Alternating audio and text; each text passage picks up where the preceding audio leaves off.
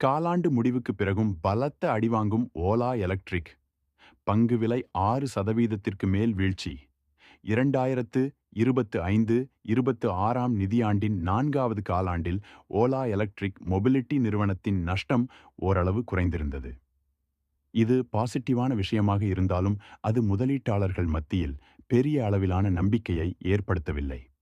இதையடுத்து இன்றைய வர்த்தகத்தில் என்எஸ்இ சந்தையில் அதன் பங்கு விலை 5.65% சரிந்தது. எலக்ட்ரிக் கார் தயாரிப்பு நிறுவனமான ஓலா நிறுவனம் நேற்று அதன் 4வது காலாண்டு முடிவுகளை வெளியிட்டிருந்தது.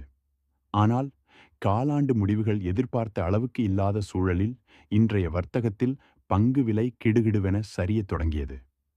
புதன்கிழமை வர்த்தக முடிவில் ரூபாய் 36.96 ஆக இருந்த ஓலா நிறுவனத்தின் பங்கு விலை இன்றைய வர்த்தகத்தில் தொடக்கத்தில் ரூபாய் 35.63 ஆகத் தொடங்கியது. இன்றைய வர்த்தகத்தின் இடையே என்எஸ்இ சந்தையில் பங்கு விலை ரூபாய் 34.83 என்ற குறைந்தபட்ச விலையை தொட்டது. நடப்பு ஆண்டின் தொடக்கத்திலிருந்து கணக்கிடும்போது ஓலா எலக்ட்ரிக் இன் பங்கு விலை 6%க்கும் அதிகமாகச் சரிந்துள்ளது.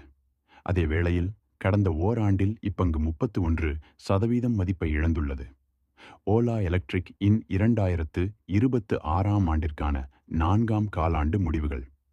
மார்ச் காலாண்டில் நிறுவனம் 500 கோடி ரூபாய் அளவிலான நஷ்டம் இருப்பதாக தெரிவித்துள்ளது.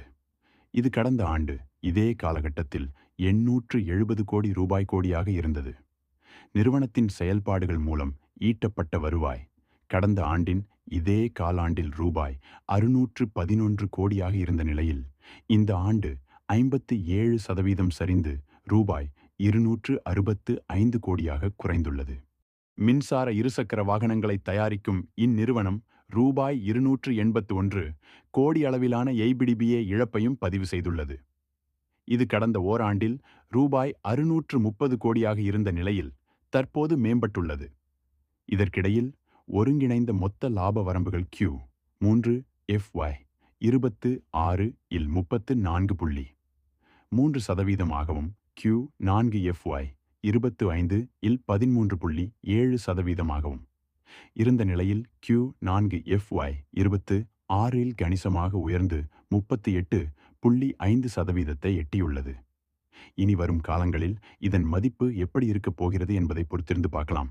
மேலும் இது போன்ற தகவல்களுக்கு மறக்காமல் நமது சேனல் லைக் மற்றும் சப்ஸ்கிரைப் செய்து கொள்ளுங்கள்.